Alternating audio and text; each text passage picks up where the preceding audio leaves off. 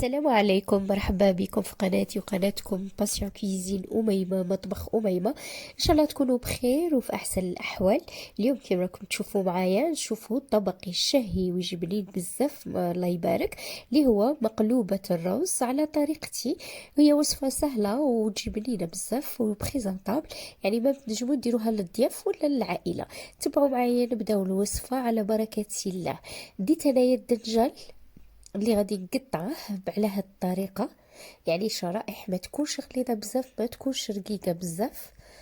انا ديت 6 حبات نتاع دنجال، اما نتوما كل واحد وعلى حسب طريقه الطاجين نتاعه وعلى حسب الكميه اللي غادي يديرها.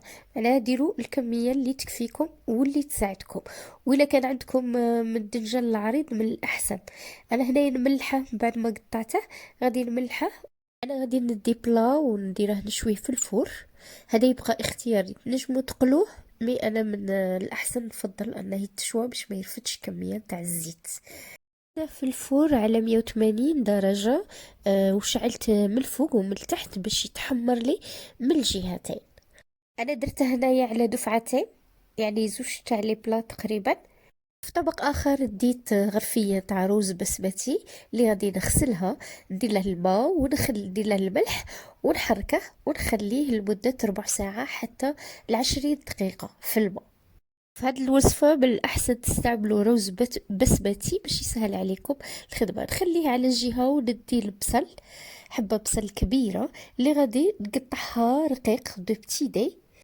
تنجموا تستعملوا الاشوار، انا كيما راكم تشوفوا معايا قطعتها رقيق.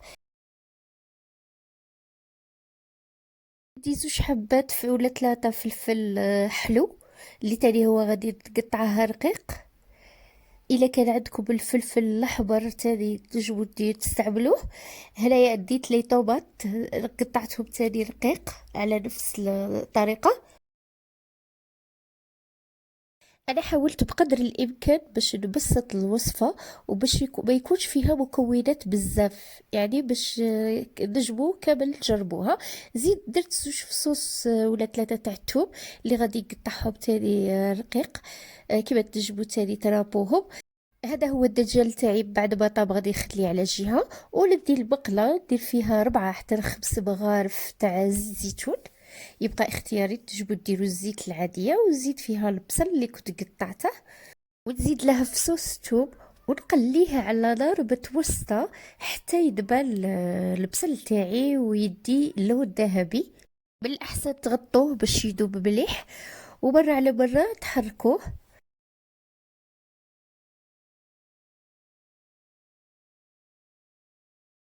من بعد ما وجد عندي البصل كيما راكم تشوفوا، غادي نزيد له الفلفل والطوماط اللي كنت قطعتهم رقيق ونقلي كلش مع بعض. كل ما نقلو الخضار مليح هذه، كل ما تعطينا بنة مليحة وتعطينا نتيجة مليحة. نغطي ونكمل حتى يذوبوا لمدة 2 دقائق 3. خص هاد الخضار يدو نص طياب كيما راكم تشوفوا معايا. في هاد المرحلة انا غادي نزيد لهم لا فيانداشي، طرف تاع الكفتة. ما كانتش متوفرة عندكم الكفتة تاع الخروف، تنجمو تدو تاع لو بولي تاع الدجاج، يبقى على حسب واش يكون نتوما متوفر عندكم. نحرك ونقلي كلش مع بعض، ونزيد طوماط كونسونطري.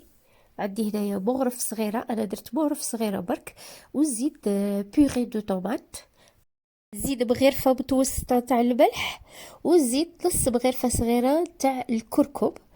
زيد 2 مغارف كبار تاع بيغي دو طوماط، يعني اللي يعادل 4 ولا 5 مغارف تاع الأكل تاع الماكلة العاديين. إلا ما كانتش متوفرة عندكم تنجمو تزيدو لا طوماط كونسونطري ولا طوماط تاع الحب. ولي زيبيس يبقاو اختياريين، كل واحد وش يبغي، تنجمو تزيدو لي زيبيس اللي تبغوه نتوما.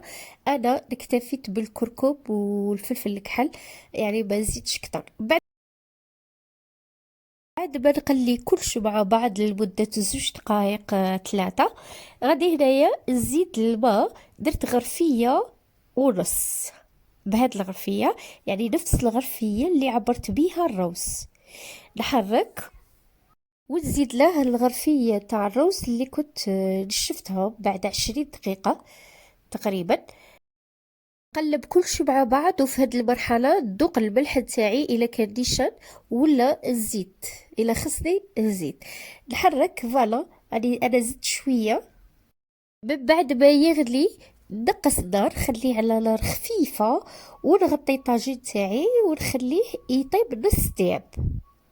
لازمش يطيب طياب كامل، يعني نص طياب يكفي باش نزيدو نكملو المرحلة الأخرى. الروز من بعد ما كنت نفخته في الماء ما غاديش يسحق لي كمية كبيرة نتاع الماء. على هادي انا درت غرفية ونص. في هاد المرحلة ندي طاجين اللي يساعدني، كيما راكم تشوفوا ديت بابي كويسون اللي كنت قطعته دائري على قد الطاجين، وندي الدجاج تاعي اللي كنت شويته ستفه على هاد الطريقة. هي من الأحسن كيما قلت لكم إلا كان الدجاج تاعكم الكبير هذاك العريض غادي يجي أحسن. ستفت الدنجال مليح حتى من القاع باش ما يبقاليش الفراغات. وندير الروز نتاعي اللي كنت طيبته نص طياب. من الاحسن ديروا طاجين متوسط واللي يكون محكوم باش يجيكم الشكل نتاع المقلوبه مليح. نفرغ الروز ولا فيانداشي هذاك اللي كنت وجدته. الاحسن تستفوا مليح الدجال يعني باش ما يبقى لكمش هذوك الفراغات ويتحل لكم ولا يتفركت. نفرغ كاع الكميه اللي بقات لي.